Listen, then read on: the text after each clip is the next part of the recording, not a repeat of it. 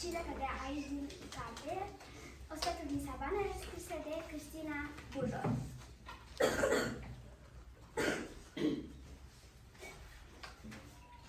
E petrecere în savană, masă mare, multă hrană, e chemată lumea toată, doar să fie respectată. Erbivore, carnivore, hai, veniți să facem hore! Dragi prieteni, hai, poftiți!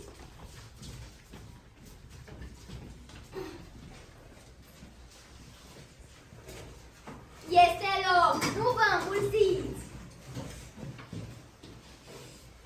Au și un regulament. Uite aici și fii atent!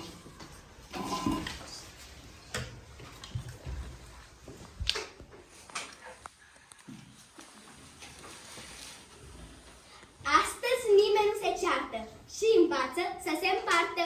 Nu împungem, nu pișcăm, nu ne batem, nu țepăm, nu zbutim și nu vânăm. Reciproc ne respectăm. Astăzi vine fiecare de acasă cu mâncare. Ne purtăm frumos la masă. Cui nu-i place, stea acasă.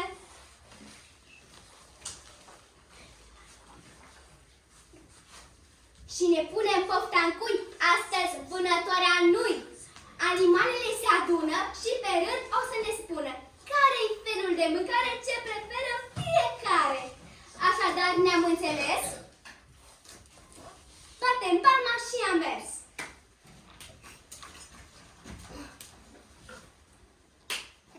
Le-au spăzut din savană, dintr-o țară africană, animalele se adună să ne spune poftă bună.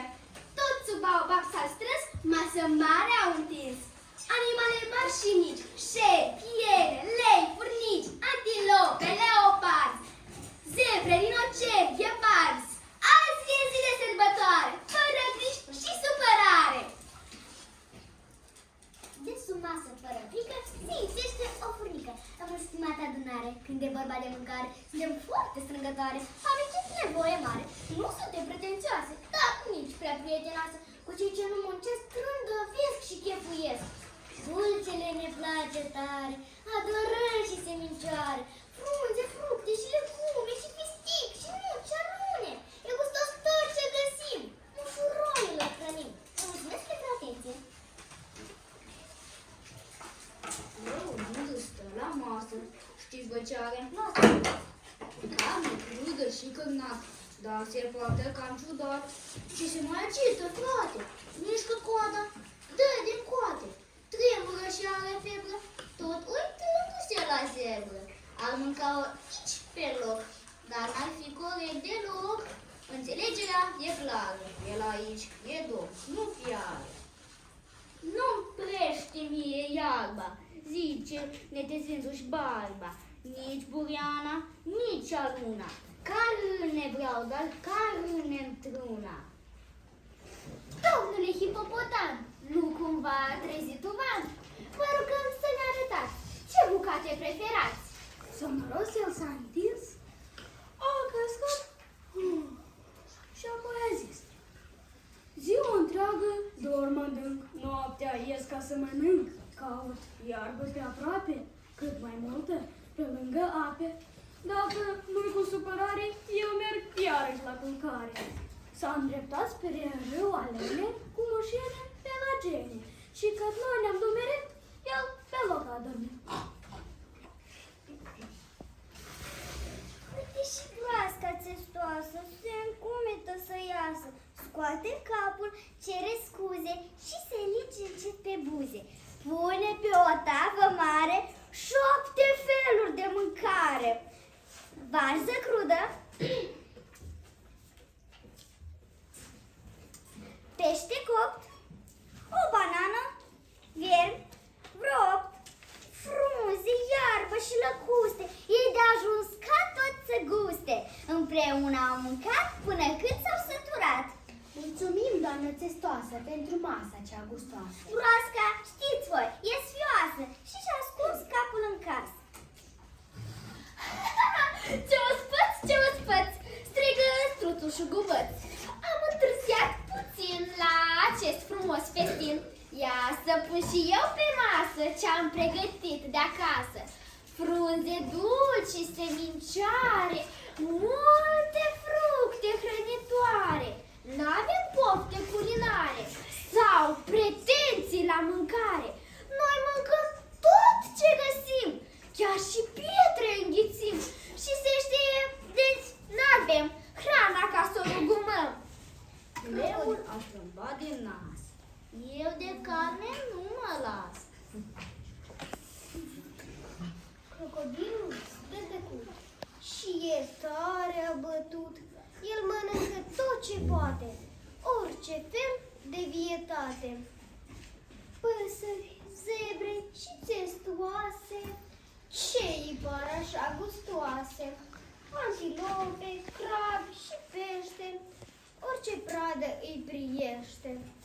Uneori noroc de am, pap și un hipopotam. Tot oftează neîncetat, câți prieteni am mâncat. Ce să fac, sunt carnivor și nu-mi e deloc ușor. Aș mânca doar pomeșoare, dar mă doare burta tare. Aș mânca viță de vie, îmi provoacă alergie.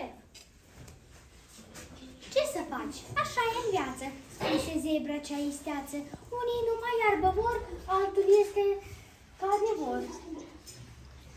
Astăzi stăm cu toți aici, animale mari și mici. Și pe rând noi povestim ce mâncăm și ce poftim. Eu prefer doar iarbă moale, care crește col în vale. Iarbă dulce și frumoasă. Hai poftiți, am pus pe masă. Erbivor sau carnivor, la ospăț ești primitor. Elefantul a strigat foarte entuziasmat. Ia ghiciți ce mi-a trimis unchiul meu de la Paris. 7 lăzi de portocale, 8 borcane cu migdale, turtă dulce, biscuiți, pastă albă pentru dinți. Mănânc chiar pe ziua toată. Azi doresc și o ciocolată. Nu voi fi cu mirare, căci e zi de sărbătoare. Toți urechile au ciurit când girafa a vorbit. Dar, girafă, stai un pic, că nu auzim nimic. Povestește cât mai tare, că ești înaltă până la soare. Tocmai vă spuneam acum ce mănânc și cât și cum. Eu consum dragi animale, doar produse vegetale, frunze, ramuri de copac, plante fragede îmi plac. Doar puțin, am gâtul lung, cât mai sus să pot să ajung. Sunt extrem de pofticioasă și cu toți prietenoasă. Mulțumim, dragă girafă! Multe mai erau bucate, au cinat pe săturate. În savana adunați, iar dușmani, iar astăzi frați. Au mai stat vițe la sfat, au dansat și s-au distrat. Uite, colo în vale, una. Elefantul s-a scolat și dintr-o a sunat. Dragii mei, v-am anunțat că ospățul s-a încheiat. Rămas bun cât și-au luat, în savană s-a noptat. Și-au plecat cu toți acasă după cina cea gustoasă. Acum știți, copiii sunteți, hrana multor vietăți. Voi, acasă, ce mâncați? Ce bucate preferați? Este ora de dormit, iar povestea s-a sfârșit.